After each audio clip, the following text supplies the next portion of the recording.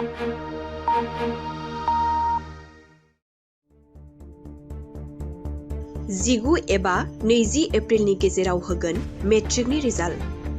रंजालि बैसागु फोरबोनि रंजाफुनाय समनि गेजेरावनो फोसावगोन मेट्रिक आनजादनि रिजाल्ट। सोलोंथाइ मन्थ्रि डक्टर रुनुस बेगुनि उनाव गिबि मन्थ्रि डक्टर हिमन्त बिश्व शर्मायाबो बे बाथ्राखौ फोसावदों। 2024 मायथाइनि मेट्रिक आनजादनि रिजाल्ट होगोन खालारखौ गिबि मन्थ्रिया फोसावबाय। मख'नो गोनांदि बैसागु रंजानायनि गेजेरावनो मेट्रिक आनजादनि रिजाल्ट फोसावगोन होननानै समबारखालि बुंदोंमोन सोलोंथाइ मन्थ्रि डक्टर रुनुस बेगुआ। नाथाय मेट्रिकनि रिजाल्टखौ माब्ला होगोन बेनि खालारखौ बुङाखैमोन सोलोंथाइ मन्थ्रिया। नाथाय मेट्रिकनि रिजाल्टखौ माब्ला होगोन बे खालारखौ फोसावबाय गिबि मन्थ्रि डक्टर हिमन्त बिश्व शर्माया।